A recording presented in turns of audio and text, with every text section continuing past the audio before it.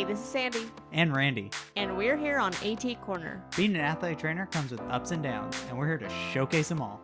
Join us as we share our world in sports medicine. Welcome back to AT Corner. For today's episode, we are talking about when injuries happen off the clock. You guys, we had so many submissions for this. I'm not even kidding. We had to split this episode into 2. Whoa, that's awesome. So I think just a sneak preview about what we're talking about today so you guys can get excited.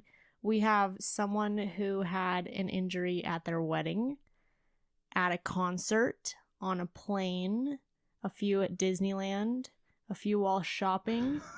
Oh my goodness. At home, and then out eating, and even in the tax collector's line. When you first told me that topic for that one, I'm very intrigued and I can't wait to hear that story. I was very surprised. I didn't think that I thought this was going to just be a normal topic. Well, I think this tends to happen once anyone finds out what we do as athletic trainers. All of a sudden, you become the person they seek advice and treatment and everything. You want to jump into our first story? I think we should. Okay, so Stephanie W. submitted that she had to work while at her wedding. How many brides do you think would be ecstatic that they had to work during their wedding? And she was in her dress. Oh, no. So she said, it was around 9 at night, and I had 3 people come up to me while I was in my dress and say, "So your cousin just messed up his ankle, and he says he's fine, but he can barely walk." So I walk over to the dimly lit porch that he's sitting on with a tiny bag of ice on his foot. Of course, since it was a wedding, there was some drinking going on. Everyone was of age, so he wasn't feeling much pain. Of course he wasn't. So get this. He was giving his fiancée a piggyback ride when he rolled his ankle in a ditch. Sounds like a wedding. That sounds about accurate. By the time I had gotten to him, it had been about 10 minutes since he rolled it. But man, that thing swelled instantly, and it was localized to lateral malleolus and instant bruising. Ooh, man. The last time I saw bruising and swelling like that, the athlete fractured her fibula. So of course, I'm over there doing special tests, and he's attempting to be a tough guy. Now, mind you, attempting. But of course, I couldn't really see his face to get a reaction in terms of pain, and he was saying everything was fine. The swelling went to mid-calf on the lateral side. Oh my god, there is some damage there. So I wrap him up with an ace bandage, which, wow, ace bandage at a wedding. That's prepared. I know. You're ready. So I wrap him up with his ace bandage to try and help the swelling, and I wrapped him up all the way to his knee because of the bruising, and told him he needed to go to the ER and use crutches. Well, he refused to use crutches that night, and luckily he went to the ER the next morning. And they took x-rays and nothing was broken. That's good. It's been a little over a month and he's still out of work, so he's going to go to a follow-up appointment soon to get more x-rays and see if he needs surgery. Man, that was an intense piggyback ride. Right? But kudos to the bride for willing to work on her wedding day in her dress. Hey, at least it was near the end of the night. Yeah, exactly. That's true. I thought this takes the cake. Oh, get it? Wedding and cake? That was pretty good, babe. You want to hop into the next one? I think we should. This is the concert one, right? Yep. You want to read it? So Jordan R. sent us, I was at a Black Keys concert. Good taste in music. I like it. When someone went down. I was actually with my mother, who is an ERRN, and we both went into go mode. It was kind of cute. I know, that's kind of cool. I know, that's awesome.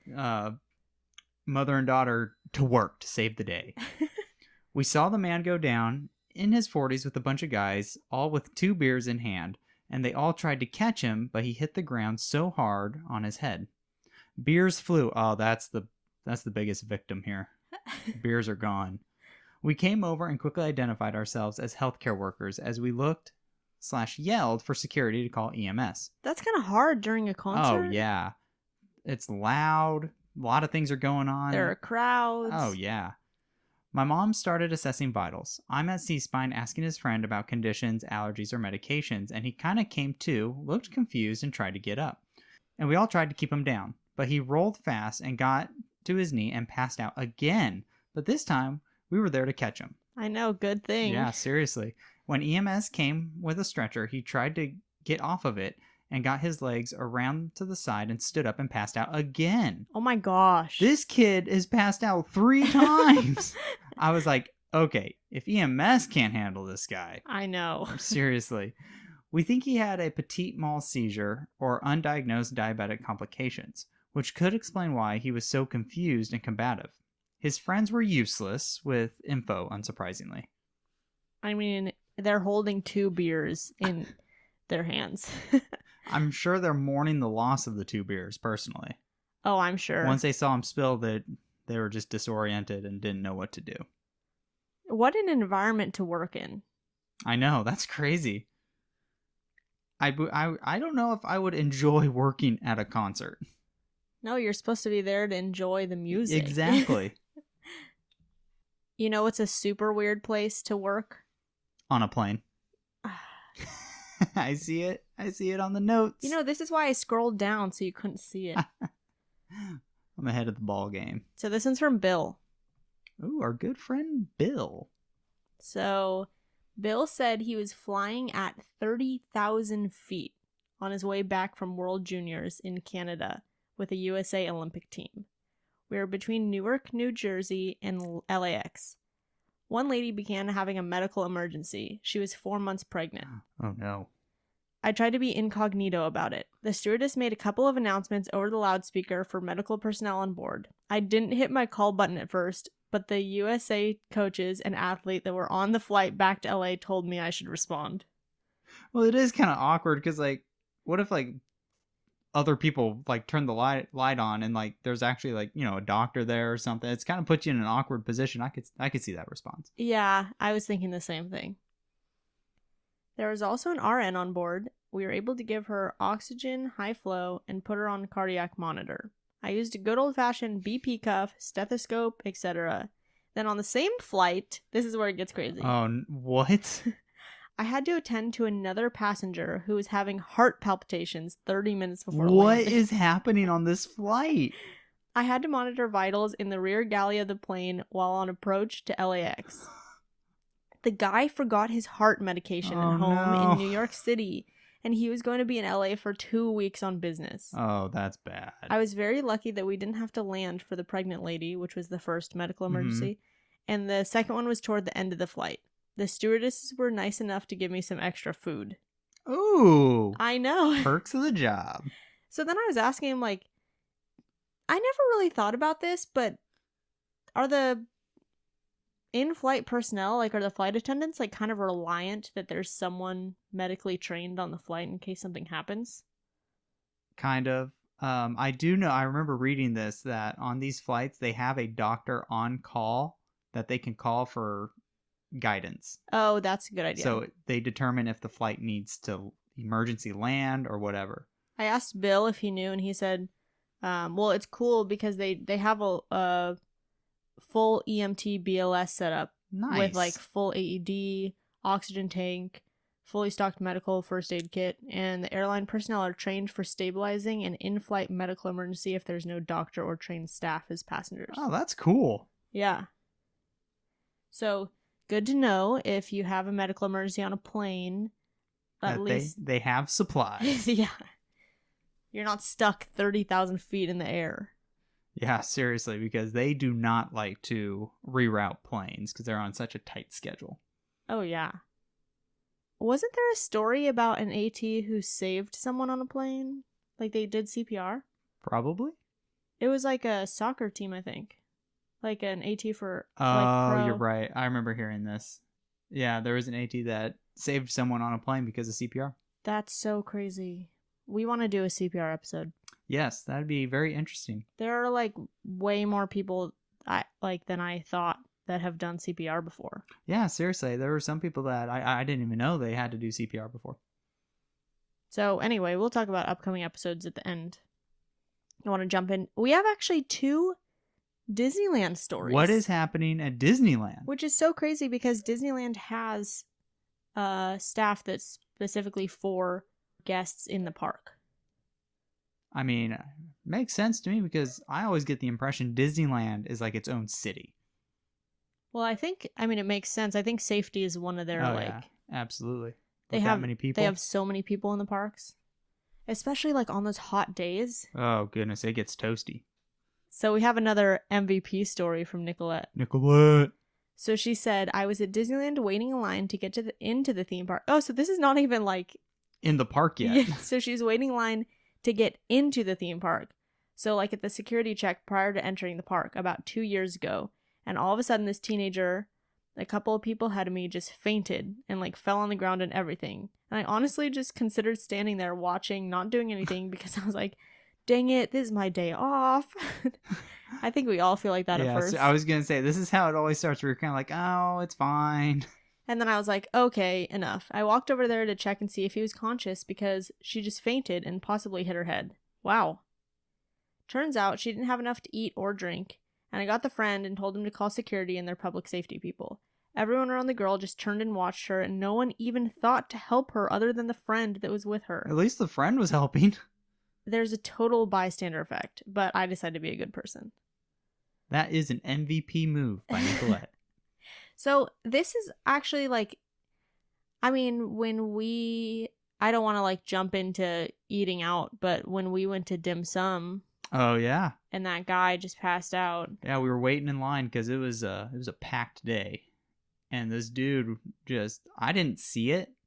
We just heard, because it was on the second floor. I heard it. We're on like the patio area. Yeah. We were all standing. And I heard/felt the ground like vibrate. I mean, he was not a little guy. Yeah, he was a bigger gentleman. And then I look, dude's on the ground. And so Randy like pushes people out of this. Is before I think this is before I was in the program, right? Yeah. So I wasn't even like, I mean, I was first aid trained, but like nothing else. So yeah, I had to. You were already certified. Yes. So I had to go up to the guy, and I was making sure. No, not just go up to the guy. He like pushed people out of the way, making sure he was okay, and like what's going on. So I'm trying to ask, because he's starting to kind of come to. He's kind of like disoriented. You can tell he's pretty out of it, and I'm trying to figure out, like, he is a bigger gentleman. Okay, is he diabetic? Like, he might need food like now. And I think, was he diabetic, or they weren't sure. Know. Yeah, so the people he were with didn't know. So we got him like orange juice. Yeah, we got him some stuff to sip on, try and get his blood sugar back up. And he started feeling a little bit better. But I told him, after I was done, I just told him, like, hey, if he's not improving right away, like, you guys should probably go to the ER. Which sucks. They lose their place in line. Yeah. It was a packed day. It was a packed day. Dim sum was good that day, though. I do have to say. I think my favorite part that came out of that was, like, we were with our friends, and I think that before that, like, I mean, I wasn't in the program, so their only access to, like, athletic trainers was Randy. And I think that before, like, they didn't really it wasn't really a big matter. They didn't really care what he did. But then after seeing him in action, I think they're like, oh, you guys, that's pretty cool. Athletic training is pretty cool. Yeah, I had to go through the full assessment because he passed out. So I don't know if he hit his head, if he, hurt his neck. So I had to go through that just to make sure. And what a morning. You earned that lunch. Earned that dim sum right there. Okay, so second one at Disneyland. So this one's from Dan F. He said, I have treated lots of people outside the workplace and off the job. People seem to fall in front of me all the time. That's an interesting effect, Dan.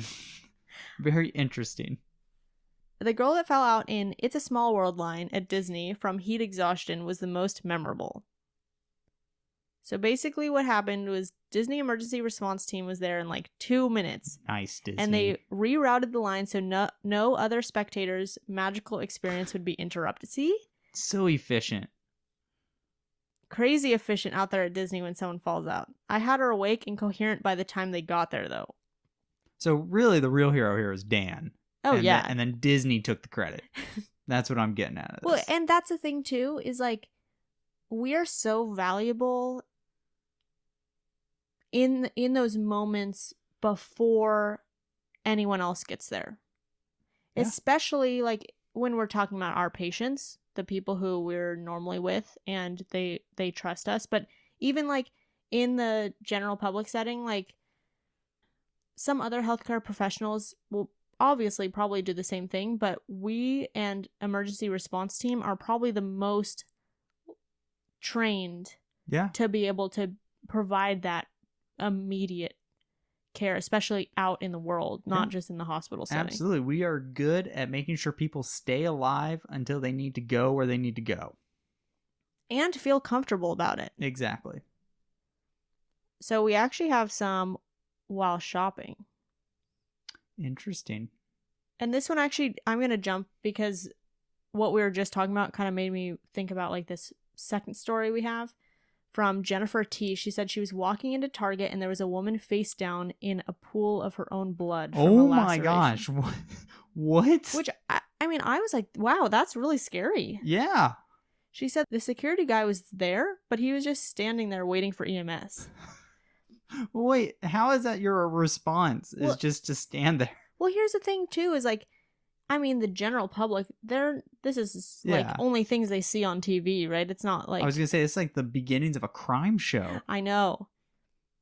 So Jennifer said, but all I could think of was this poor woman staring at her own blood. I explained what I do, my certifications, and asked if it was okay to help.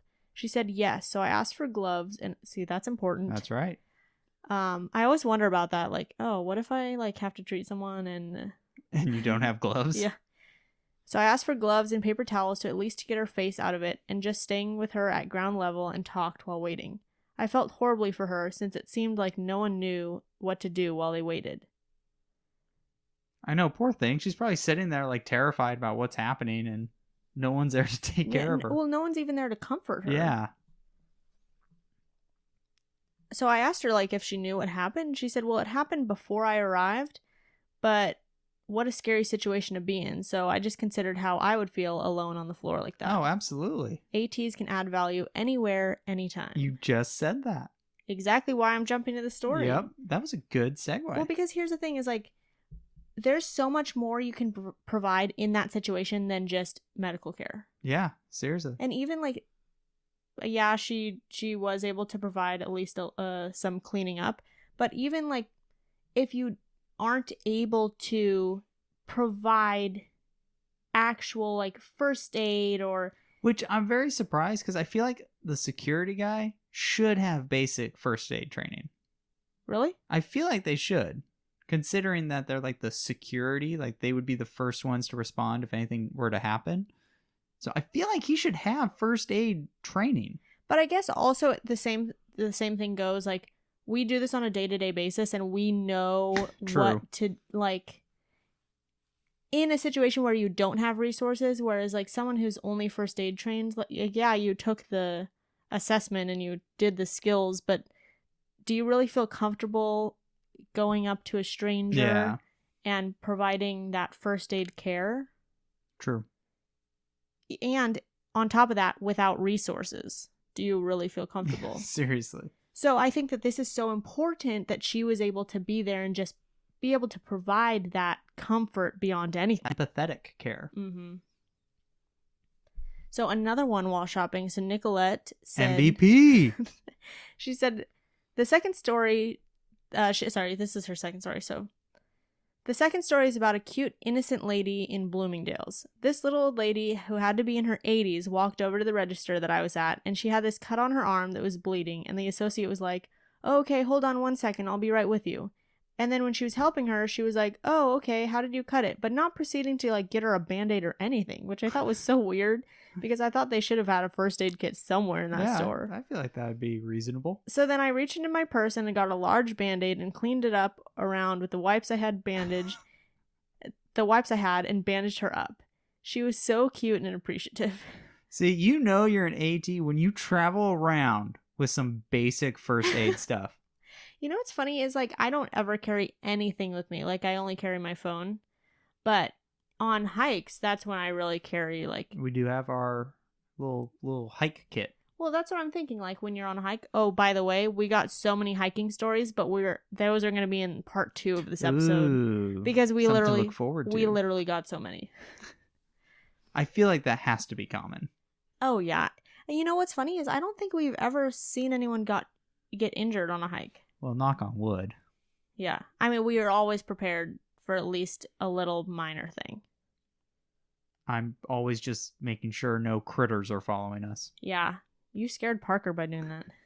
I was just keep being vigilant for mountain we lions. were on a hike, and Randy's like, he's got his head on a swivel, but not just like a, like, just checking behind me. It's like a, like, panicked, like, turn my head really quickly, and our friend was just not having. He was like, what's behind us? Like, what? I'm just making sure we're not being stalked. Although this is the same guy we went on a hike with who we encountered some tarantulas, and he like basically ran the rest of the hike because he was not. I almost stepped on a tarantula on accident. Yeah, he did. That's how we found it. I wasn't because it's a good thing that you didn't. No, very good thing I didn't. And then they got so mad at me because I just wanted to take a picture, and they Up were close and personal with a giant tarantula. Not that close to it. Very close. Also, I was not aggravating it at all. You don't know that. A picture like 3 feet away. It was much closer than 3 feet. I was like further. He was in defensive mode. He was not in defensive mode. I don't go around scaring tarantulas. That's not what I do. That's not your hobby? Mm-mm. Okay, let's get back to the stories. All right, let's do this. So, Madisen G sent in this one that I just still cannot believe. It's insane. And I don't know that I would do the same thing in this situation. Like, she is literally a warrior. Ooh, I'm intrigued. I'm ready. And I'm going to start off saying that she said, I was sitting on my porch eating ice cream when I heard someone yell, "I've been shot." Oh, that's not a good feeling. No. So, this is like, the first thing you do is like survey the scene. To make sure it's safe? That's kind of a scary thing to like, you don't know where the gunman is. Yeah, I was going to say, you usually take that for granted in your scenarios, but this one, you really need to make sure the scene is safe. And she was just sitting on her porch eating ice cream, like of all things. Like that's the time that you don't think like you have to respond. Yeah. So anyway, she said, I triaged a 20-year-old male with 2 gunshot wounds one night in the summer after he had been jumped and shot with his own AK-47. He had a bullet hole through his right upper arm and one superior to his left scapula. I heard him screaming through the woods at my house that he was shot and no one was helping. When I got to the scene, there was a few people just standing, staring, and I asked, does someone need help? That's when the young man turned around, his white shirt soaked with blood, and he was pale and sweaty. That's so scary. Yeah, that's really scary. I didn't waste a second starting to triage him. There was an RN on the scene, and she didn't do anything. Wow. That's terrible. So then I asked her about, like, man, I can't believe the RN didn't do anything. Yeah. She's like, well, yeah, the RN came over and checked his pulse after I had the bleeding under control. And she said, yeah, his pulse is getting weak. And I'm like, no, duh. Yeah, exactly. I called my boyfriend, who is a U.S. Army combat vet, and he rushed over to help me keep the kid stable until the ambulance came. That was kind of lucky. Yeah, no, that's awesome. This is a week before my job interview for my current position, and I told this story on my interview, and everyone was floored. Instant way to get points in the interview right there. I know, what a way to demonstrate, like, this is insane. Yeah. She said it was a lot, but I had never felt more in control. Sometimes I still see the hole through the kid's arm when I close my eyes. I feel proud that I saved his life, but also a little crazy for not even caring about if I was putting myself in harm's way. I did get the job, and they said my story about the emergency care was the best they had heard in an interview. Oh, there's no way that's getting topped. Oh, no. Like, that's pretty hard to top that. No way. You just demonstrated right there. And that was Madisen, right? Yeah. Nice work, Madisen. Just that's awesome. Insane. I can't. I have nothing to say. Speechless. She's speechless. Way to work, literally off the job, at seriously. home eating ice cream. Yeah. So I know that those are hard to top, but I think we should move into something a little bit lighter, just like at the mall, out eating. You see, that thing is you're just out eating, just trying to get your dinner, and then these ones are not as scary. Stuff hits the fan. So we got 2 choking ones. Oh, okay. So this one, Beatriz O said, a teenager was choking on tacos and I had to do the Heimlich maneuver. I was walking by and her mom was panicking. And the girl had classic hands to her throat signal. Okay. It was crazy because everyone was freaking out and hitting her in the back. And it's intimidating offering help to a total stranger, but I felt like I had no time to be shy or think twice. So I just pretty much moved them out of the way and said, let me help. There you go. And I mean, it ended up working. Yeah, absolutely. I remember, like, I have never had to do the Heimlich, I don't think. I mean, I think I would remember that. Yeah, neither have I. But we do have an interesting story about that with our friends. Yeah, so we do these, like, game nights, like, we used to do them, like, every month. Now we do them over Zoom, like, every 2 weeks. But basically, like, we just all have each other over at the house. And, like, we have a bunch of high school friends and college friends. And it's just fun time. And we usually stay, like, closer to the end. Like, but I don't know, we were going somewhere in the morning. Yeah, so we had to leave early. So we left way earlier than we normally do. And so there are still people at the house. And I guess, like, right after we left, a bunch of the people had gotten up to go get more food. And one of our friends started choking. And so the host of the party, my best friend, she actually had to, like, I mean, she's first aid trained when we were back in Girl Scouts. And so she actually had to, like, go through the whole, like, back blows. And I think she was able to get it back with back blows. Yeah. But it was so funny because they were like, you guys just left. I know, right? And that's exactly what we said. We were like, oh man, we just left. Yeah, we just missed it. But I'm glad that it wasn't something that we were, like, exactly really needed for. So Christian actually also said that he was eating lunch with a friend and realized he needed some ranch for his fries. Okay. And so he went up to the front, and a guy came up to the cashier with hands around his throat choking, which I guess is kind of smart. Yeah, seriously. Like, instead of just staying at your table. Yeah. Like, hey, I need help. Like, at least someone can, like, yell for someone who can. Absolutely. This one also had hands around his throat. So, classic sign. Without thought, I immediately knew what he was communicating and tapped his shoulder and told him, I'm trained, let me help, and he gave me a thumbs up. After 3 or 4 abdominal thrusts, the food came a projectile and his airway was clear. Followed up with a hug and letting him know some things to look and watch out for. Nice, Christian. The follow-up's always important. Mm-hmm. He's got a really good one for the next episode, too. Ooh. Where I asked him about his follow-up. Oh, I'm excited. I also have another out to eat situation where I had to go to work. Yeah. Yeah, we were at Nationals for track and field, and there was one night we had plenty of downtime, so the coaches and I went to go get dinner. It was a great Mexican restaurant. It was pretty good. And while we were waiting for a table, this one girl was walking through. You can tell she was stumbling, like, okay, whatever. She's probably had too much. And then all of a sudden, she's like almost knocking over the hostess stand, and like, this girl is not in good shape. And how every one of these stories has started is I'm kind of like, oh, okay. I'm kind of like, I don't know if I should do anything. But you can tell she was not in a good place. So I went over to make sure she was okay. And, you know, she kind of was just blowing it off. And then the worst part of this story is her friends were no help. They just started leaving. That's horrible. Yeah, her friend. So my biggest advice was get better friends, because we're just gonna leave her there. Like, this poor girl is not in a good place. So I told the restaurant that they should call 911 because she was having a bad reaction to something. So you were with your coaches, right? I was with my coaches, who progressed to go take their table once it was ready. As I was sitting there trying to make sure this poor girl wasn't gonna pass out or anything. Hey, did they save you a seat? They did save me a seat.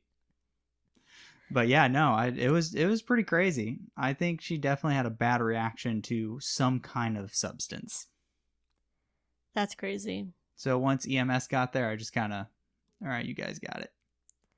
I can't really say that there was any time that I was outside of work that something happened where I needed to respond. I mean, other than our rock climbing story, which we'll tell in part 2. Yeah, because I feel like there's a lot of good stories there that will relate to that one. Yeah, but I mean, other than that, I really can't think of anything. Yeah, off the top of my head, I can't either. Knock on wood. I mean, even I spent 6 years teaching dance, and I've never had to respond to an injury. Oh, that's good. Yeah. I guess it's not the injuries that follow me, it's the lack of playoffs. Oh no, here we go. That's not a thing. Okay, let's do one last story for this one. Is this the tax collector's line? Yep. So I'm so excited for this one. Also from Dan F. Nice, Dan. And he said, another one was when I had a woman fall out from low blood sugar the other day in the tax collector's line. People were like, any medical professionals around? And I was like, yeah, I am. And I introduced myself and went to work. I think as medical professionals, we owe it to our community to get our amazing name out there and be recognized for the great jobs we do. Thank you, AT School and Emergent Care Skills. Yeah, absolutely. I agree. It definitely puts our name as athletic trainers out there. And in a positive light as well. Not as personal trainers. Exactly.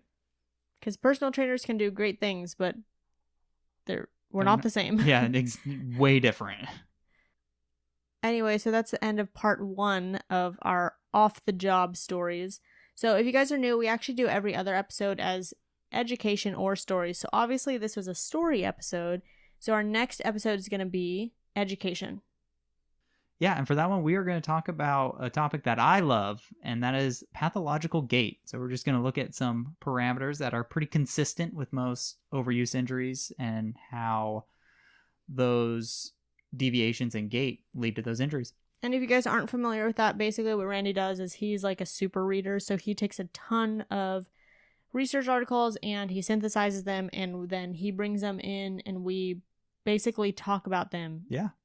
And then we put all the resources on our website so you guys have, if you guys need more reading on that, you can do that. If you don't want to read, then you can just listen to us. And also we like to get some discussion from other clinicians out there and see what's worked for them.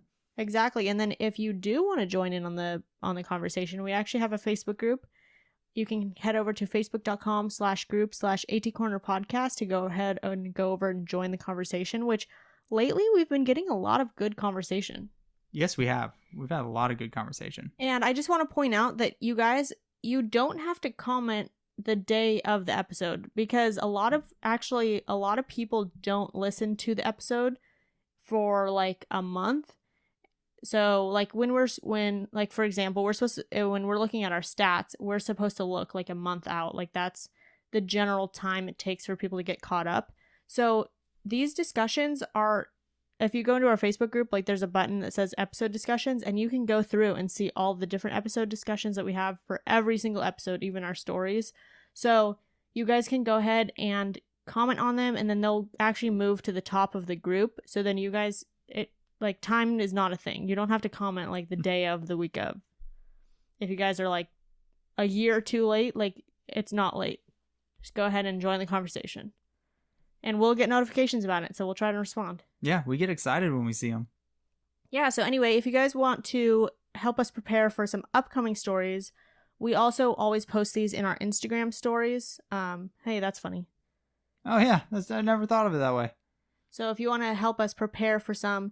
We're looking to do emergency stories. So this is like anything that you've had to deal with emergency related. And then also we want to hear about your experiences when you were first certified. Ooh, those are fun. Anything from like when you were like any really, really cool things you got to do or really scary things or anything memorable. We're leaving the topic super broad, first time certified. And lastly, we just want to remind everyone, please, if you love our podcast, please share it with your colleagues. You can rate us on Apple Podcasts. We love the ratings. And if you review us, then we'll share it on the show. Yeah. Oh, last thing. This is coming out before Election Day. So if you guys are hearing this before Election Day, go vote. Yes, go vote. All right, Randy, I think that's it. Thank you for helping us showcase athletic training behind the tape. Bye.